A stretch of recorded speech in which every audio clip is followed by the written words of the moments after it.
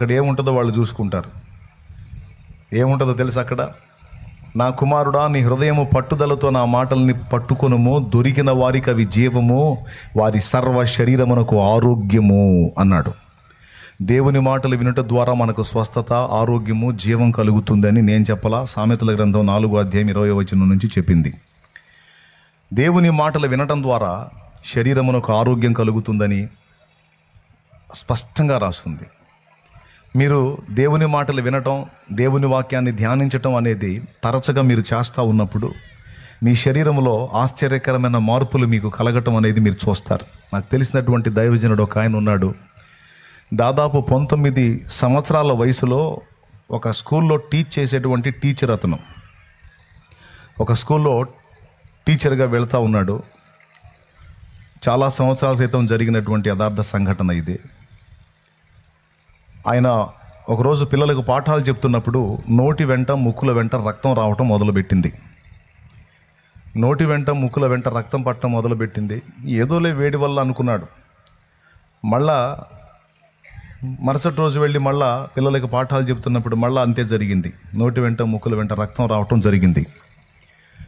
ఎందుకు ఇలా జరుగుతుందని ఆయన తల్లిదండ్రులు ఆయన్ని ఆసుపత్రికి తీసుకెళ్తే వాళ్ళు చూసి, మీ వాడికి 2 ఊపిరితిత్తులు చెడిపోయాయి, క్షయవ్యాధి వచ్చింది అని చెప్పారు. అప్పట్లో క్షయ అంటే ఇక లయం. క్షయవ్యాధి వచ్చినోడు ఇక బతకడు. క్షయ జబ్బు వచ్చింది, ఇది అంటు వ్యాధి. ఈ వ్యాధి వచ్చిన వాళ్ళు బతకరు. రెండవది, ఈ వ్యాధి వచ్చిన వాళ్ళ దగ్గర ఎవరైనా కుటుంబ సభ్యులు కానీ ఎవరైనా ఉన్నట్టయితే వాళ్ళకు కూడా ఈ క్రిములు శ్వాస ద్వారా ప్రవేశించి వాళ్ళ ఊపిరితిత్తులు కూడా దెబ్బతినే అవకాశం ఉంది అని ఆ డాక్టర్లు చెప్పారు. ఈ అబ్బాయి వయసు చిన్నదే కానీ ఊపిరితిత్తులు డ్యామేజ్ అయిపోయినాయి. క్షయ జబ్బు ఇతనికి స్టార్ట్ అయింది. ఇతని పళ్ళెం, చెంబు సపరేట్గా పెట్టి ఇతని గదిలోకి ఎవరు వెళ్ళొద్దు, ఆహారం పెట్టి ఆహారాన్ని నెట్టడమే మీరు, అతను ఆ గదిలోనే ఉండాలి. అతడు దగ్గినా ఉమ్మినా సమీపంలో ఉన్న వాళ్ళకి వచ్చేస్తుంది కాబట్టి అతనికి సలహాలు చెప్పారు. ఇట్లా వస్త్రం అడ్డం పెట్టుకొని దగ్గాలి నువ్వు అని అట్లా అతనికి చెప్పే సలహాలు చెప్పారు. కుటుంబానికి ఇచ్చే హెచ్చరికలు కుటుంబానికి ఇచ్చారు. 2 ఊపిరితిత్తులు చెడిపోయినాయి. వాళ్ళు గౌతమ బుద్ధుడిని ఆరాధించేటువంటి కుటుంబం, బుద్ధిస్టులు అన్నమాట. బుద్ధిజం వాళ్ళు స్వీకరించినటువంటి వాళ్ళు. ఇక డాక్టర్లు ఆశ లేదని చెప్పారు. దానికి మందు కూడా లేదు. ఆ రోజుల్లో మందు లేదు. ఇప్పుడు క్యాన్సర్ కూడా మందులు వచ్చినాయి. క్యాన్సర్ కూడా ఈరోజు ట్రీట్మెంట్స్ వచ్చినాయి. కీమోథెరపీ అని, రేడియేషన్ థెరపీ అని కొన్ని థెరపీలు వచ్చినాయి. క్యాన్సర్ కూడా ఈరోజు పరిష్కారం ఉంది దేవుని కృపలో.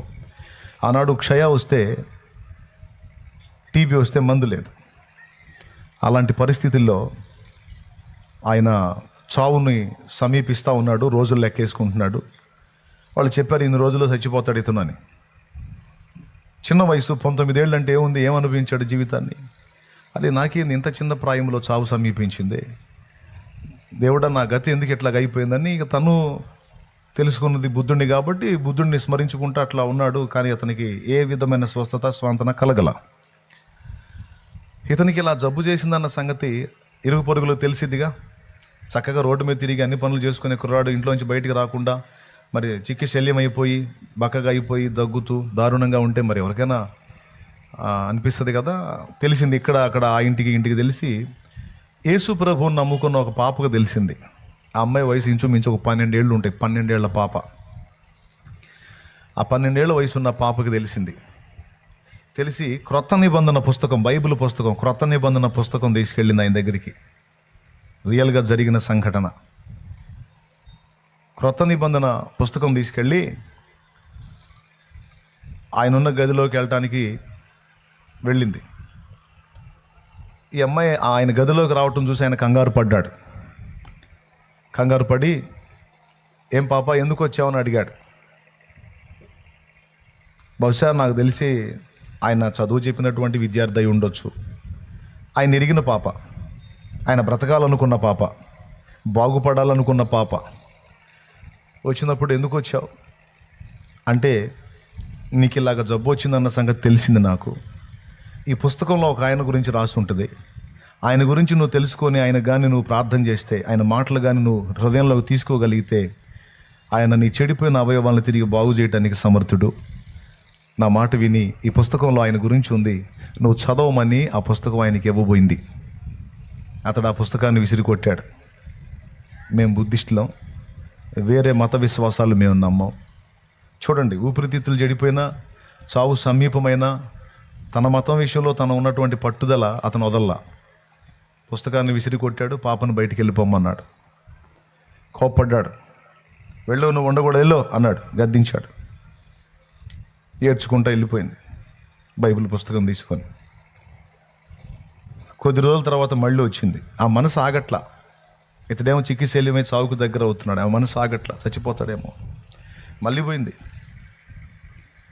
మళ్ళీ పోతే ఆ గదిలోకి వెళ్ళిన తర్వాత ఈసారి కోపడలా. ఆయన కన్నీళ్లతో మాట్లాడాడు. ఎందుకే పిచ్చిదన్న పద్దాకలు నా దగ్గరికి వస్తావు? రాకూడదమ్మా నా దగ్గరికి. నా కుటుంబ సభ్యులే రావట్లేదు. నా 2 ఊపిరితిత్తులు చెడిపోయినాయి. నా నోట్లోంచి రక్తం వస్తుంది, ముక్కుల్లోంచి రక్తం వస్తుంది. నా పరిస్థితి బాగలేదు. ఈ క్రిములు పక్కళ్ళు కూడా అంటుకుంటాయంట. వచ్చిన జబ్బేదో నాకు వచ్చింది, సస్తే నేనే సస్తానమ్మా. నా వల్ల ఎవరు ఎదుటోళ్ళు పాడు కాకూడదు, ఎదుటోళ్ళు నష్టపోకూడదు. నువ్వు చిన్నదానివే అమ్మా, నువ్వు చిన్నదానివి, చచ్చిపోతావమ్మా. ఈ జబ్బు నీకు రాకూడదమ్మా, పోమ్మా అని ఏడ్చాడు. ఆయన ఏడుపు చూసి ఆమె ఏడ్చింది. ఈ జబ్బు నాకు రాదంటదా. డాక్టర్ ఏమో చెప్పాడు, ఇంటి వాళ్ళే భయపడి పళ్ళేమో చెంబు ఎడంగా పెట్టేశారు కదా. ఆ పాప అంటది, నా మాట విని ఈ బైబిల్ ఈ పుస్తకంలో ఉన్న ఆయన గురించి నువ్వు చదువు, నువ్వు తెలుసుకో, నీ నీ నీ శరీరంలో మార్పు కలిగిద్ది, స్వస్థత కలిగిద్ది అని మళ్ళీ కన్నీళ్లతో చెప్పింది. ఈ చిన్నది వదిలేటట్లేదు నన్ను. సరే, ఆ పుస్తకం తీసుకుంటే నన్ను పోయిద్దేమో అని నిర్ణయించుకొని ఆ పుస్తకాన్ని తీసుకున్నాడు. సరే చదువుతాను, ఇంకెళ్ళు, నువ్వు వెళ్ళిపో అమ్మ, ఉండకూడదు, వెళ్ళిపో అని పంపించాడు. ఆ పుస్తకం తీసుకొని చదవటం మొదలుపెట్టాడు. మత్తయి సువార్త 1వ అధ్యాయం 1వ వచనం నుంచి ఉంటుంది. అబ్రహాము కుమారుడగు దావీదు కుమారుడైన యేసుక్రీస్తు వంశావళి అని ఉంటుంది. అబ్రహాము ఇస్సాకును కనెను, ఇస్సాకు యాకోబును కనెను, యాకోబు యోదాను అతని అన్నదమ్ములను కనెను వరుసగా రాసి ఉంటుంది. ఆయన చదివి ఫస్ట్ టైం చదవటం కదా. ఎక్కడైనా ఆడోళ్ళు పిల్లల్ని గంటం చూసాం, కానీ ఇదేందిరే, అబ్రహాం ఇస్సాకును కన్నాడు, ఇస్సాకు యాకోబును కన్నాడు, మగోళ్ళు కన్నట్టుంది, ఇదేదో తిరకాసు పుస్తకం లాగుంది, నాకు వద్దని పక్కన పెట్టాడు. మొదలుపెట్టి 4 ముక్కలు చదివి ఇదేదో రివర్స్గా ఉంది, నాకు వద్దని పక్కన పెట్టాడు. మళ్ళా కొద్ది రోజులకు ఆ పిల్ల వెళ్ళింది. వెళ్తే, నువ్వు ఆ పుస్తకం ఇచ్చావు, అది ఏం పుస్తకం, అది అన్ని పేర్లతో ఉంది, టెలిఫోన్ డిక్షనరీ లాగా ఉంది అది అంటే. కాదని ఎక్కడి నుంచి చదవాలో, యేసుక్రీస్తు జనన విధం ఎట్లనగా అన్న మాట దగ్గర నుంచి చూపించింది, ఎక్కడి నుంచి చదువని. ఇక అక్కడి నుంచి చదవటం మొదలుపెట్టాడు. ప్రియులారా, మత్తయి సువార్త దగ్గర నుంచి మొదలుపెట్టి ఇక వాళ్ళు పెట్టినంత ఆహారం తింటాం, తలుపేసుకోవటం, ఆ పుస్తకం చదువుతా దేవుని వాక్యం చదువుతా ఉన్నాడు. చదువుతూ ఉండే కొన్ని ఇంట్రెస్ట్ అనిపించింది.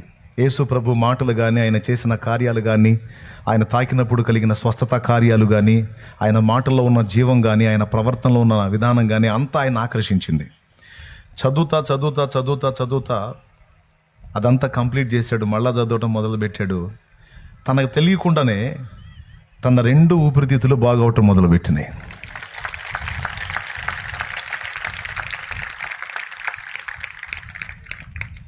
తన 2 ఊపిరితిత్తులు స్వస్థత పొందాయి. ఎలాగ పొందాయంటే, దేవుడు స్వస్థత కార్యం జరిగించిన తర్వాత మళ్ళా చెక్ చేపిస్తే 2 ఊపిరితిత్తుల్లో ఇంత డ్యామేజ్ కూడా లేదు, పూర్తి స్వస్థత వచ్చేసింది. దేవుని వాక్యం అబద్ధం కాదు. విశ్వసించిన వారికి అది జీవం, వారి సర్వ శరీరమునకు ఆరోగ్యం. ఇప్పుడు నేను చెప్పిన వ్యక్తి ఎవరో కాదు, దక్షిణ కొరియా దేశంలో దేవుని చేత బహుబలంగా వాడబడి దేవుని గొప్ప పరిచర్య జరిగించిన పాల్ యాంగి చో అనే దైవజనుడి జీవితంలో ఆయన సాక్ష్యంలో ఉన్నటువంటి విషయం ఇది. అంత పెద్ద ఆ పాత్రని 12 ఏళ్ల పాప పరిశుద్ధ బైబిల్ గ్రంథం ఇచ్చి క్రీస్తు కొరకు సంపాదించింది. ఆయన ఆ గ్రంథాన్ని చదవటం మొదలుపెట్టి దేవుని వాక్యం చేత స్వస్థత పొంది తన జీవిత కాలంలో దాదాపు 10 లక్షల మంది కంటే ఎక్కువ మంది ప్రజల్ని ప్రభు తట్టు తిప్పాడు ఆయన. దేవునికి మహిమ కలుగును గాక. దేవుని కృపను బట్టి ఒక దశలో నేను కూడా ఆయన్ని చూడటం జరిగింది. చూశాను, నా కళ్ళతో నేను ఆ దైవజనుడిని కూడా ముఖాముఖి చూశాను. ఈ విషయాలు మీకు ఎందుకు చెప్తున్నానంటే, దేవుని వాక్యం దాని యొక్క శక్తి మనం తెలుసుకొని ఉండాలి. చాలామంది పరిశుద్ధ గ్రంథాన్ని చేతిలో పెట్టుకొని ఉంటారు, సంఖలో పెట్టుకుంటారు, చేతిలో పట్టుకొని తిరుగుతూ ఉంటారు. కూటమైపోగానే ఇంటికి తీసుకెళ్ళి ఆ గూట్లో పడేస్తారు. చదువు వచ్చిన వాళ్ళు కూడా. చదువు రానోళ్ళు అంటే వాళ్ళకి చదువు లేదు కాబట్టి పాపం వాళ్ళు ఏం చేస్తారు, చదువు వస్తే వాళ్ళు చదువుతారు కూర్చొని, చదువు రాదు కాబట్టి వాళ్ళు ఆ పని చేస్తారు. కానీ చదువు వచ్చిన వాళ్ళు దాన్ని చదవటం ద్వారా చాలా ప్రయోజనాలు ఉన్నాయి. దేవుని వాక్యాన్ని చదవటం ద్వారా ఆ ప్రయోజనాల్లో మొట్టమొదటిది, సర్వ శరీరమునకు ఆరోగ్యం కలిగిద్ది అని బైబిల్లో రాస్తుంది. రెండవది, కీర్తనల గ్రంథము 1 కీర్తన 1 వచనం నుంచి మనం చూడగలిగితే అందులో స్పష్టంగా చెప్పాడు, దుష్టుల ఆలోచన చొప్పున నడవక, పాపుల మార్గం నిలవక, అపహాసకులు కూర్చుండు చోటును కూర్చుండగా, యెహోవా ధర్మశాస్త్రమునందు ఆనందించుచు దీవారాత్రము దాన్ని ధ్యానించువాడు ధన్యుడు. అతడు నీటి కాలువల యోరను నాటబడినదై తన కాలమందు ఆకు వాడక ఫలమిచ్చు చెట్టు వలె పచ్చగా ఉంటాడు. అంతేకాదు, అతడు చేయునదంతయు సఫలమగును అన్నాడు. ఆ మాట అండర్లైన్ చేయాల. అతడు చేయునదంతా సఫలం, ఆమె చేయునదంతా సఫలం. దేవుని వాక్యాన్ని ప్రేమించి ఎవరైతే ధ్యానిస్తారో, అందులోని సంగతులు గైకొంటారో, వాళ్ళు చేసేదంతా కూడా సక్సెస్ అవుతుంది అని రాస్తుంది అందులో. మొదటిది స్వస్థత, రెండవది సక్సెస్, మూడవది తెలివి లేని వారికి అవి తెలివి పుట్టించును అని రాస్తుంది. నాకు సమాజంలో ఎలా బతకాలో చేత కావట్లేదు, కుటుంబంలో ఎలా బతకాలో చేత కావట్లేదు, నాకు జ్ఞానం లేదు, నాకు తెలివి లేదు, ఎలా మాట్లాడాలో తెలియదు, ఎలా వ్యవహరించాలో తెలియదు, ఎక్కడ ఎలాంటి ఆలోచనలు చేయాలో నాకు తెలియదు అని ఎవరైనా ఫీల్ అవుతుంటే ఏం టెన్షన్ పడొద్దు. పరిశుద్ధ బైబిల్ గ్రంథం చదవండి. తెలివి లేని వారికి అవి తెలివి, జ్ఞానము లేని వారికి అవి జ్ఞానం పుట్టించే దేవుని మాటలు. దేవునికి స్తోత్రం కలుగును గాక. సో దేవుని వాక్యాన్ని మనం చదవటం ద్వారా, ధ్యానించటం ద్వారా చాలా ప్రయోజనాలు ఉన్నాయి. ఆ మాటల్ని మన హృదయంలోకి తీసుకోవటం ద్వారా మనకి ఏది ఇష్టమో దాన్ని నెరవేరుస్తానని సాక్షాత్తు యేసు ప్రభువే చెప్పాడు. యోహాను సువార్త 15వ అధ్యాయము. స్వస్థత, రెండవది success, right, very good, success. మూడవది, ఆకు వాడక ఫలమిచ్చే చెట్టు వల్లే పచ్చగా సారం కలిగి ఉంటాం. అర్థమైందా? నాలుగవది, తెలివి లేని వారికి తెలివి, జ్ఞానము లేని వారికి జ్ఞానం పుట్టిస్తుంది దేవుని వాక్యం. కాబట్టి దయచేసి ఇప్పుడే కాదు, ఇంటికి పోయినా కూడా, ఇప్పుడు మీకు ఈ కాసేపట్లో 2 సంగతులు చెప్పా. ప్రార్థన చేసేటప్పుడు అయ్యా, చెయ్యయ్యా, చూడయ్యా, కాపాడయ్యా, కనికరించే కాదు, కాపాడినందుకు, చేసినందుకు, ఇచ్చినందుకు, జయం ఇచ్చినందుకు, స్వస్థపరిచినందుకు, నా కుమారుణ్ణి మార్చినందుకు, నా భర్తని మార్చినందుకు, నా పిల్లల్ని మార్చినందుకు, నా మీద ఉన్న అప్పుల భారాన్ని కొట్టివేసినందుకు, నా శరీరంలో ఉన్న రోగాన్ని తీసివేసినందుకు, నా బిడ్డ దేహంలో ఉన్న రోగాన్ని తీసివేసినందుకు. ఇది ఒకటి నేర్చుకున్నారు, మర్చిపోవద్దు. ఇదే గుర్తుపెట్టుకోండి. ఒకటి.